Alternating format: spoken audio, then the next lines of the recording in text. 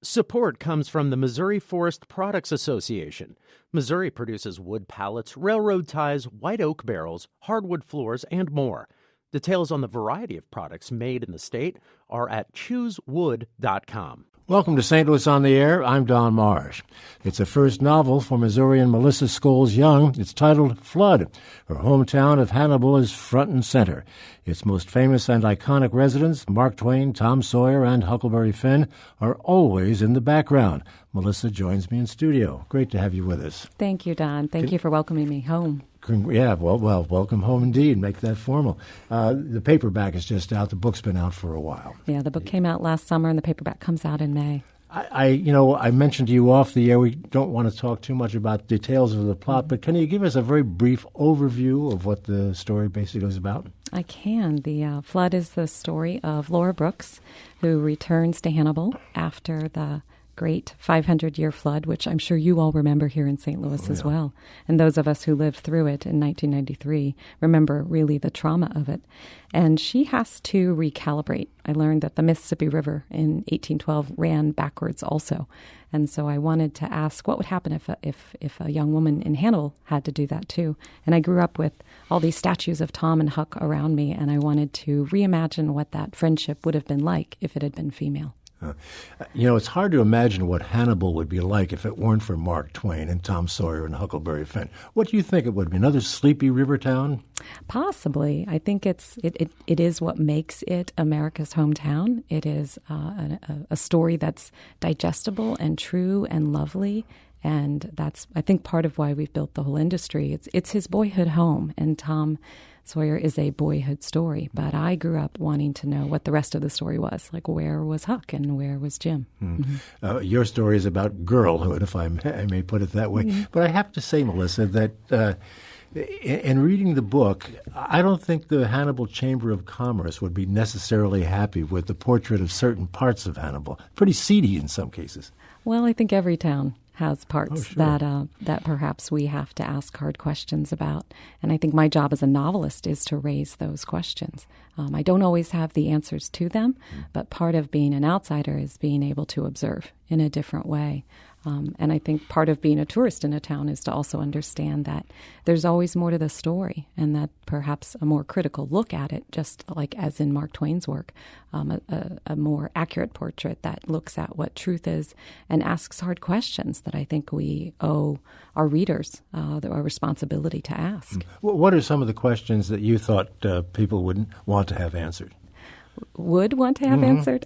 So I grew up in Hannibal, we have this amazing Tom and Becky pageant, which is one of the opportunities that really you look forward to when you're raised there. In middle school, we have Tom and Becky. Everyone wants to be Tom and Becky, and it was not something that I would have necessarily had access to, and I always wondered why we didn't have a Huck and a Jim, and I also wondered why none of the contestants were of people of color. I wondered where the rest of the story was. You do raise that issue in the book, and you work a racial divide into the narrative. Something that existed during your growing up. I wonder if it still does. It's not something I think I should have been very aware of it growing up, but I think it really took me growing up and me being able to look at it through a grown-up eyes in order to understand. But I think that is such a modern conversation. And so many of the ways that people in Hannibal have courage and are brave enough to tell the rest of the story. In 2010, a new museum in Hannibal opened up called Jim's Journey, and it is the Huck Finn Freedom Center, and it's really an amazing story of what slavery was like in Hannibal and also what the contributions of African Americans within the community. You're living in the Washington area now and teaching, I should point out, teaching writing, if I remember correctly. That's right. I teach at American University. I teach college writing and creative writing. From that vantage point, looking back to your native state, what have you been making of what's been going on in recent years with regard to race relations? I'm thinking specifically of Ferguson, which I know you heard about in Washington. Absolutely. In fact, when the book came out last summer, the very first question, and this is a novel, this is fiction, this is me imagining what it would be like to return to your roots, really, and to the mythology of Mark Twain. But that was really one of the first questions that I got was, what is, and this was right after the NAACP issued a travel warning against the state. And I had to ask, how is it that a place that has been so incredibly welcoming to me doesn't feel welcoming sometimes to everyone else? And what are the questions that we're not asking ourselves? And why is it that marginalized voices don't feel as welcome as I always have in this state? In the book, you say one of the contestants in this competition to play Tom and Becky was a young black woman. And I won't tell people how it turned out, but is that happening more often, do you think, that they're having young black contestants for this? That's a great question, and I don't know that I'm the one to answer that, but I think that's a question that we have to ask. What I wanted to know is how would the community respond, which would be very welcoming. I mean, it very much is a contest that's open to everybody. But part of what I wanted to look at was not the people as much as the social structures that are still in place that perhaps might exclude people that wouldn't have access to this. But it's a community that is still 90% white and has been for over 100 years. And so it's one side of the story. But the Boyhood Home is also starting to, and has for the last couple of years, acknowledged that the Clemens family owned slaves, and that slaves were a huge part of the founding of Hannibal, and that's a larger story that we all need to listen to. Tell our audience, if you would, about this competition, the Tom Sawyer Days, and because it's a big part of the book. The narrative. It runs through the narrative. It does, and it is. If you're from Hannibal, this is the time of year that everybody comes home. 4th of July is an enormous celebration of Tom Sawyer Days, and we have fence painting, and we have mud volleyball, and we have carnivals, and it is really a great time to come home. It is when I bring my children home. Everybody wants to come back to Hannibal, and it's a huge part of who we are and what we do as a tourism industry. It's the time to go to Hannibal. But every year we have these floods that threaten our Tom Sawyer Days. Right. But you have youngsters competing to play the role of Tom and Becky because it's an important part of the festival and also pretty much the summer, as I understand it. It is, and they have to study the history of Mark Twain. They have to be familiar with Hannibal, and they very much represent Hannibal in their travels. So it's a big opportunity. Yeah, and the tourists obviously flood in. They do, and they the character. They are always in character. They are in the downtown. They answer questions, and so they're available to really recreate Mark Twain's story. When I said that the tourists flood in, it was not an intended pun, but I guess that's the way it worked out. Is any of this book, Flood, autobiographical? So I grew up. I was born and raised in Hannibal, and that it is a welcoming community, that it is a place that I'm very proud to be from. It is what I still consider my hometown, even though I left there when I was 17. I always return to my roots, and I'm very aware of the way that being raised in a place with hardworking people that are very, very proud, how that has affected where I have gone in the world and the way I live my life. So I think part of that is in the characters. But I haven't returned home. Laura Brooks's story is not mine. I will say the only thing that is autobiographical in the book is the high school guidance counselor. Mark Eggleston was my guidance counselor, and he very much was influential in encouraging me and seeing that I might have dreams that might take me elsewhere. Well, you make him into a real good guy in the book. We'll he give is that a good guy. Absolutely, and he was those teachers, those guidance counselors can make such a difference. It influenced the reason I wanted to become a teacher as well. Yeah, we have to take a break. We'll do that now. We're talking with Melissa Scholes Young about her book Flood. We'll continue the conversation in just a moment. I think we'll have a reading also from Melissa.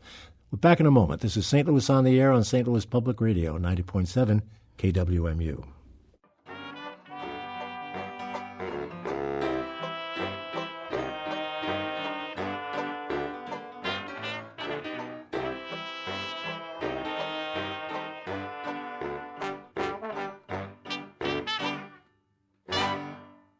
And welcome back as we continue our conversation with Melissa Scholes Young, author of the book Flood. Melissa, one of the things that I detected in the book, and let me see if this was intentional, was the fact that some of the characters were jerks, were people you don't think too highly of. But virtually every character in the book was willing to do something good and help out. When people were in trouble, they would help. This kind of made me think that this is what rural America is to a very large degree. You're an astute reader, Don.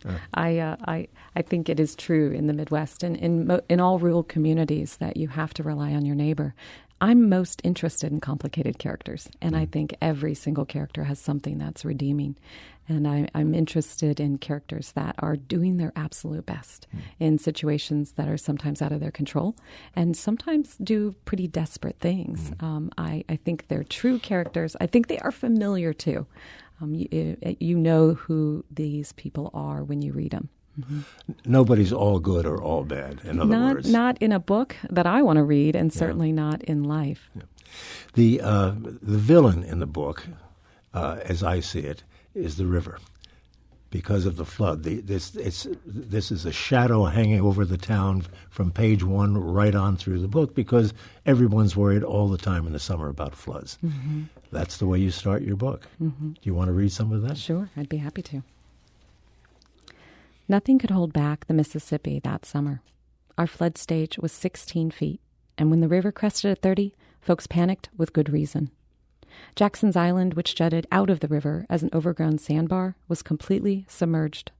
The island, immortalized by Mark Twain, wasn't very big to begin with, though Huckleberry Finn and Jim found it to be plenty. The annual spring rains usually caused minor flooding, but the trees on the island reached up from the river like bushes floating on the muddy surface. Water was what people talked about, worried over, and watched. Upstream and downstream, levees busted by force and by sabotage. Barges were stuck for months, and the trains stopped running. On land, we prayed to crumbling rock and gravel walls for protection and piled up more layers of sandbag to push back the pressure. If a levee broke on one side, there was temporary relief on the other. Some farmers walked their lines with shotguns, threatening anyone who came near their sandbags. The fight was fair at first, until it wasn't. Until it came to sacrificing others to save yourself, until those with power didn't want to protect those without. And maybe that's why I left. But by then the Mississippi had taken more than 600 miles and much of our lives in its wake. 10 years ago, even as I was falling for Sammy, on that steamy July night parked at Lover's Leap, one of my feet was firmly planted on the ground. The river is to blame. When you grow up on the banks in Hannibal, Missouri, you need an escape route. You never know when the water is going to rise, and you have to run.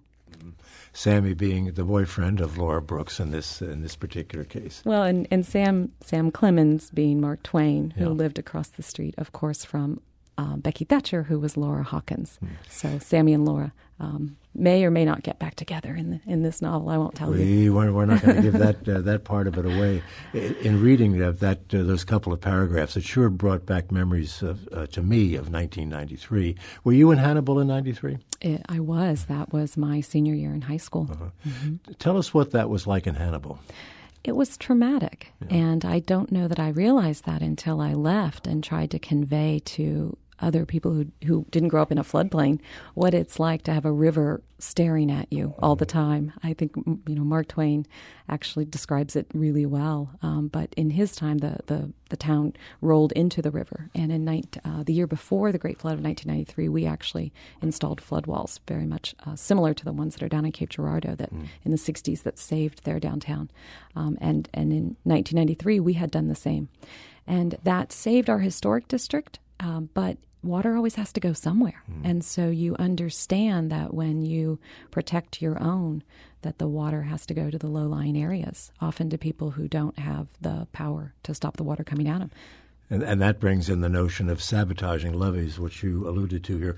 A fair amount of that went on, because if you sabotage a levee in one place, the water is not going to be as menacing someplace else. That, to me, is why it's such an amazing metaphor, because someone else's loss actually becomes your gain. It actually keeps you safer.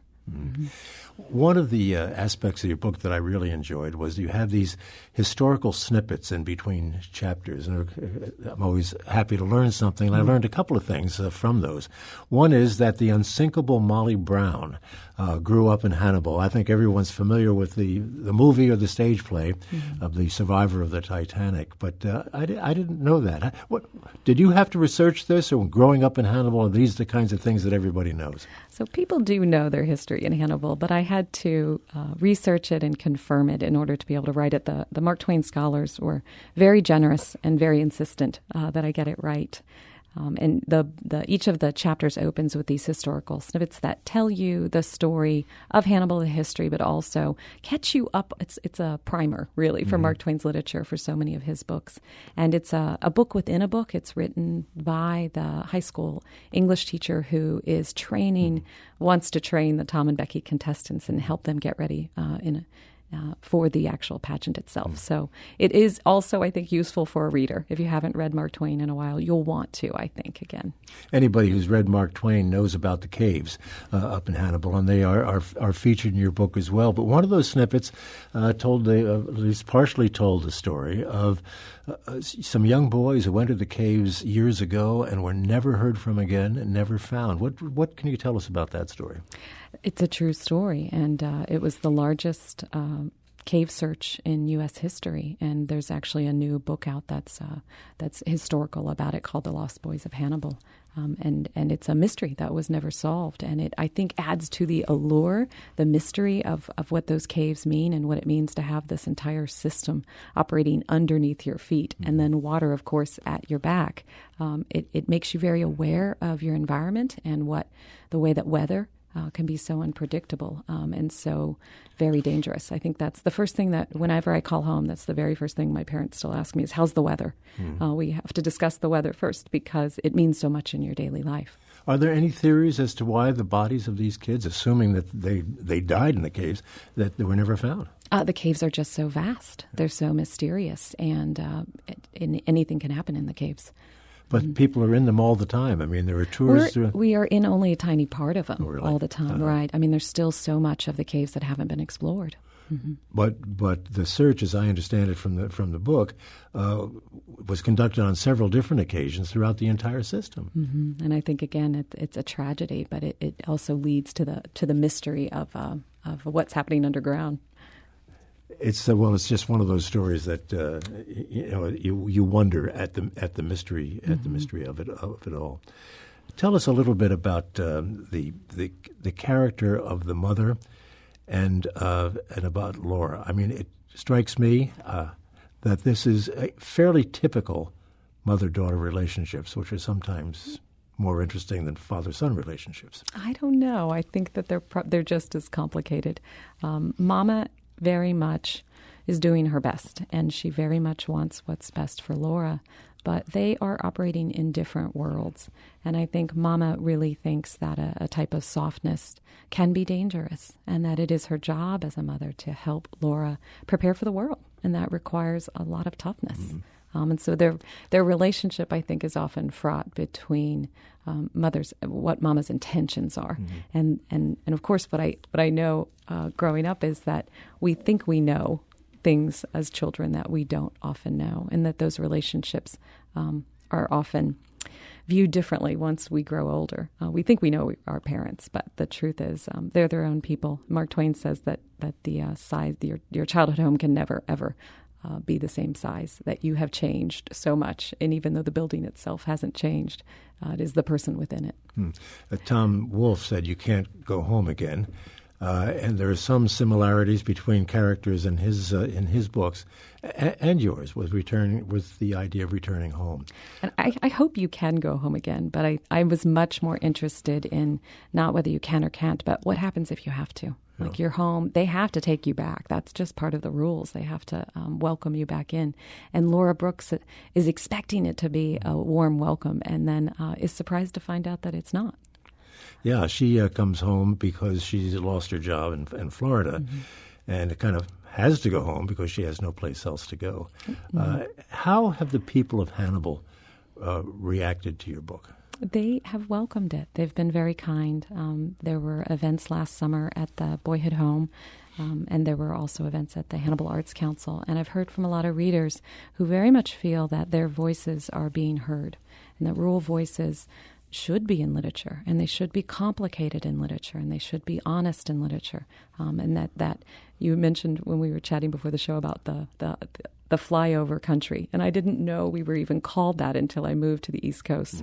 I couldn't imagine why anyone would want to fly over a place that I loved so much, and that is so rich in cultural and history and people, and yet I think is so misunderstood and sometimes often portrayed in more of a stereotypical way. That isn't true. All people are complicated, and people can be as open-minded or as isolated as they want to be.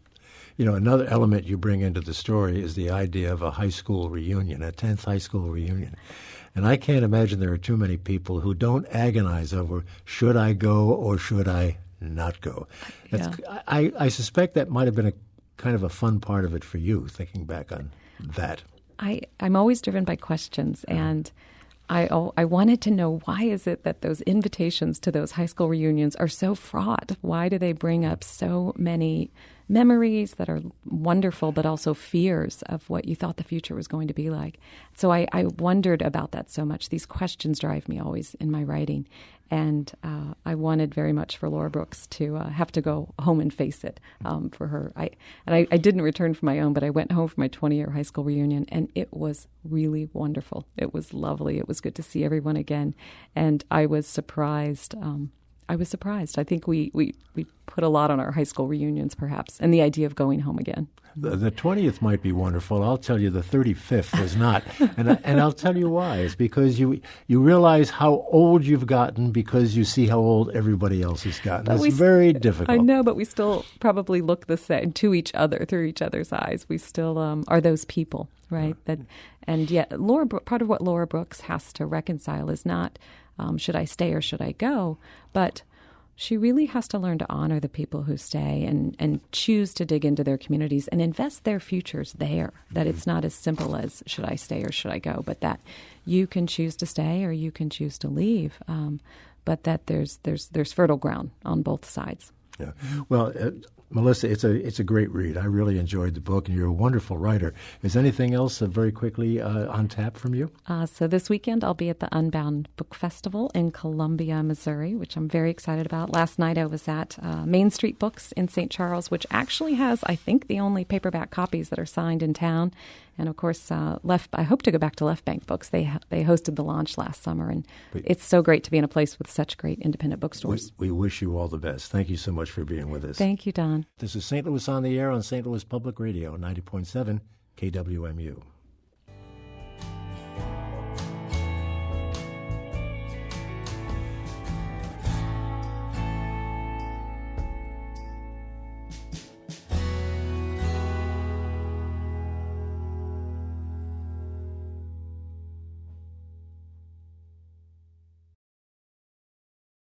Support comes from the Missouri Forest Products Association.